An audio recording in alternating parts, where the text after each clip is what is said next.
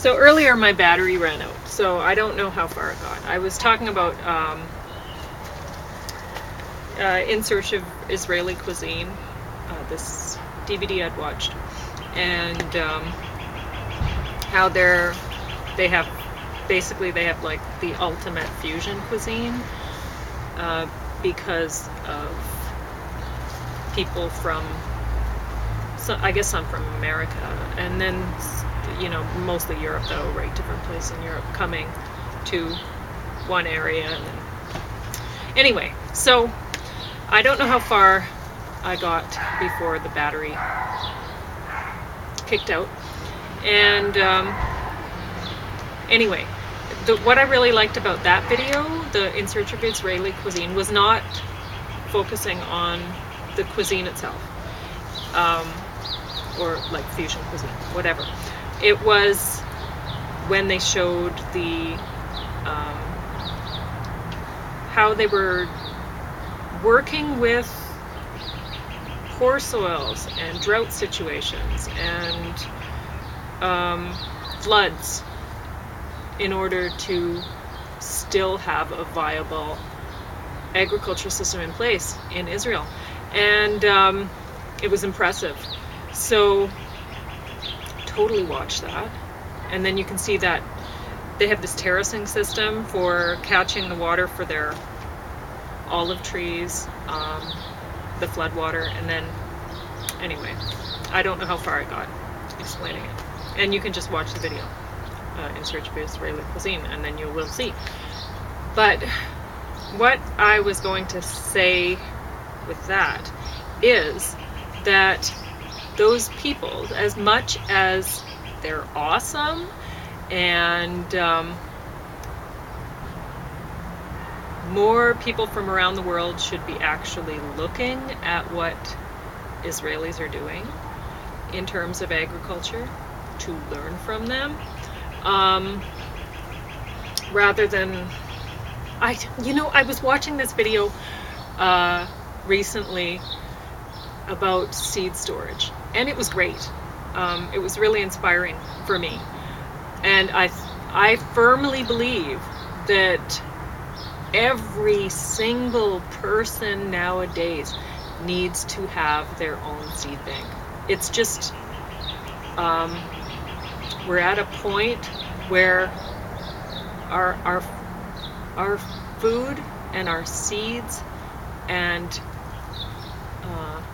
genetics in just nothing's sacred anymore, and nothing's protected, and it's just everything seems to be commercial. Nothing is valued unless it has monetary value or a means to make money from it or whatever. And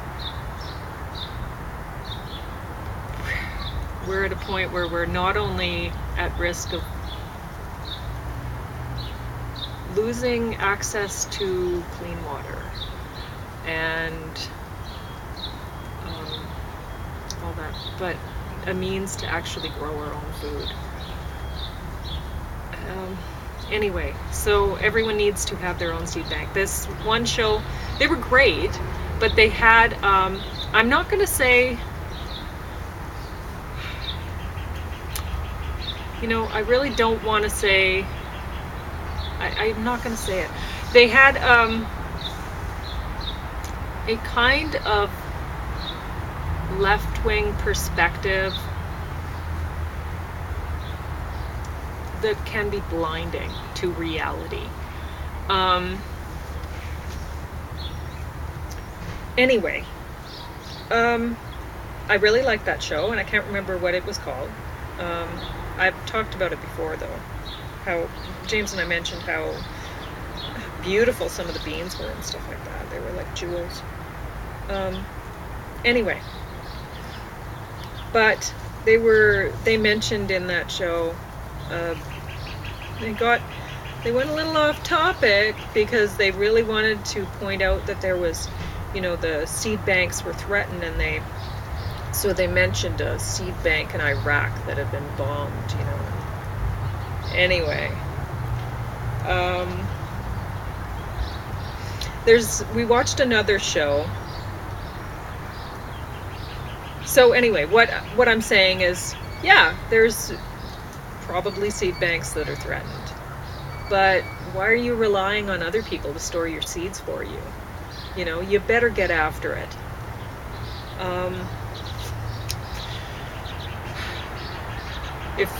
If you don't realize that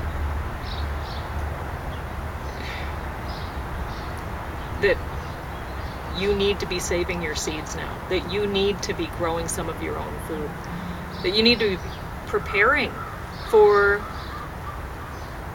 a very foreseeable future where huge corporations produce food and have patents on the seeds, and even if their crops spread to your crops, you don't own that crop anymore. You don't own it. Once their seeds, their genetic property has infiltrated your crop, it's theirs. Okay, so if you don't realize that in this day and age, anyway, it's funny. Right now, the most important thing in the world, people get all caught up on politics, and okay, you know, or they think they want to funnel themselves into one thought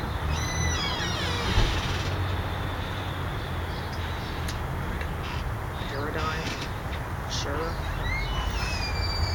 Pretty tired. I haven't slept well in 3 days. But anyway, I almost slept not at all yesterday. So I'm starting to get a little bit cranky, and I decided to make some coffee, and that's not going to help matters.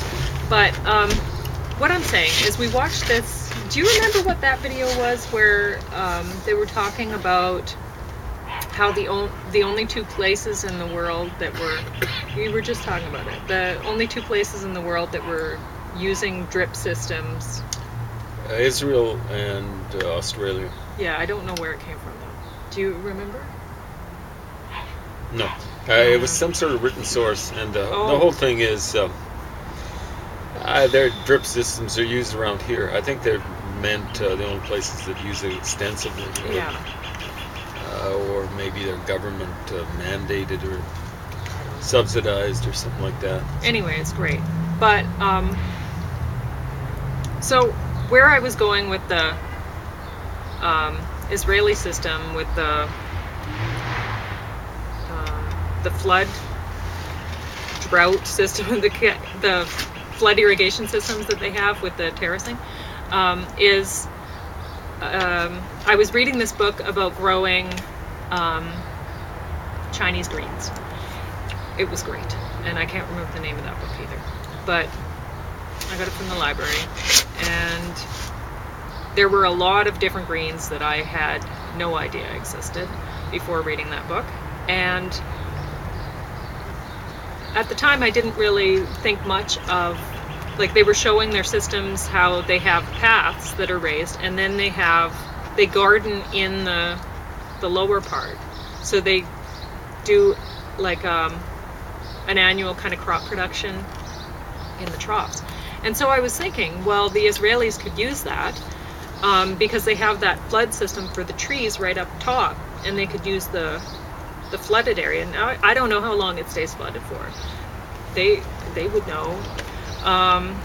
So I don't know if they could grow rice there in between, or what, but they would have time to grow some sort of annual crop down below, and they could look into the Chinese style of gardening for that, because I don't think,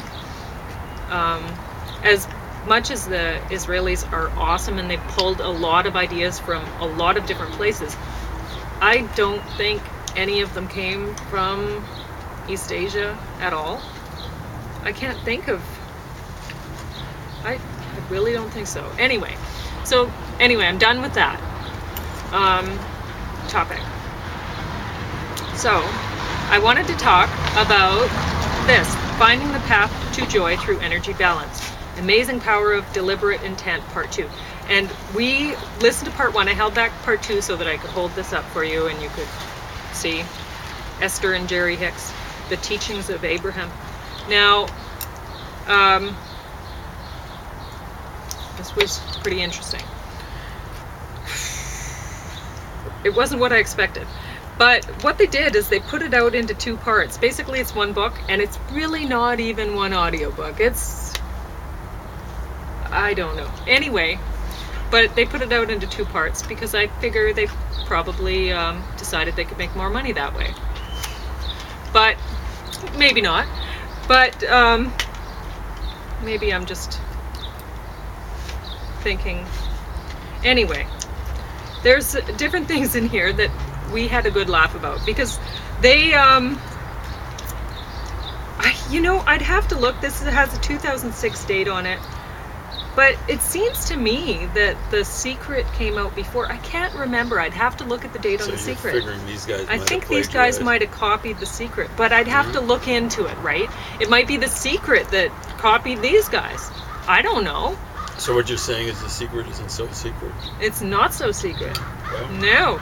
But The Secret, I don't know if you remember that. It was very popular for a while there. And we loved listening to that. on the road. Yeah, I was I was going a to little give it afraid away, of and going James off was the like, road. "Oh no, don't No, give that one that away. We one's have to choice. listen to it again." The power. Yeah. Power. Anyway, she's Australian, and we tend to dismiss Australian people. I don't know why. It's not really fair. I think it's It's the one accent. of my prejudices. Yeah, I've seen too we many try to work. blonde, ignorant Like we do white acknowledge guys. it. So, but in the case of The Secret, I mean, really, that's just maybe the Australian government should put a stop to things like that being made. It just makes Australians look bad. I think Well, that's it. They put these things They out. And we're definitely like, shouldn't oh my subsidize gosh. it. Oh, yeah. Anyway. And not to suggest that they did, but No. Anyway, we had a lot of fun listening to The Secret, and would recommend it to everybody. They were, I mean, stuff you'd never think of. Maybe that's why it's a secret. yeah, Like it- because I mean, well, I have it. It's a main concern of mine that it was so popular because it's ridiculous. It's the power of intent, right? So you basically, what they are saying, these guys and whoever wrote The Secret, I can't remember offhand. Maybe it's a secret. Maybe it is, but I don't think so. I just can't remember. What they were saying is you just have to will it to happen, and it's going to happen for you. And Yeah. if it's not happening for you, well, you're second guessing yourself, or you're somehow, focusing on negative aspects or something, and that's where all you have to do is think positive, basically, about whatever, and it'll all come your way. And what that So- means is, if 1 million people buy it and apply its principles properly, there could be 1 million winners every week of the lottery. You would think so, yeah. Yeah. But, and if they're not winning, it's their own fault. It's their own fault. And so, what troubles me about that, not that I believe very strongly in free speech, and I find these things entertaining. But what bothers me is that people believe this crap.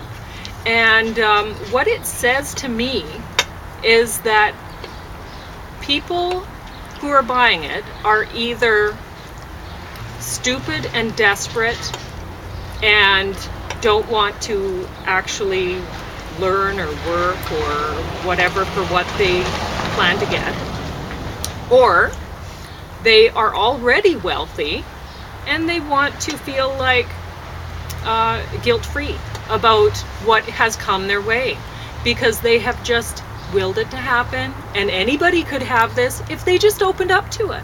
Yeah. So that's what troubles me about these things being popular.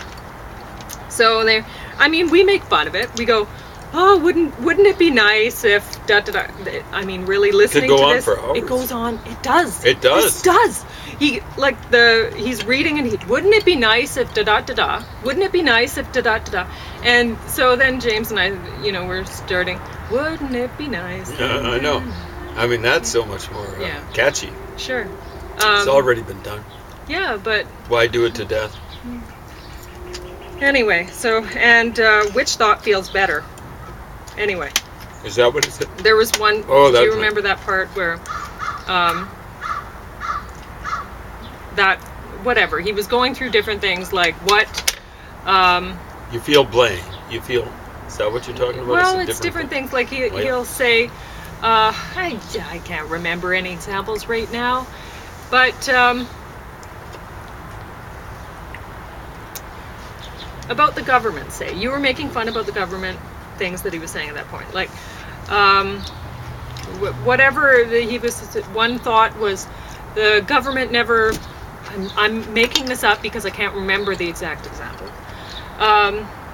The government never listens to the people and this and that and whatever, and then the next thought you feel was anger, you feel blame, right? Whatever. And so no, that thought doesn't feel very good, right? No. And then so rather than thinking that, you think, well, they're trying their hardest. I live in a democratic system, and although I'm not thrilled about the government right now, I am thrilled that I'm an American citizen or whatever.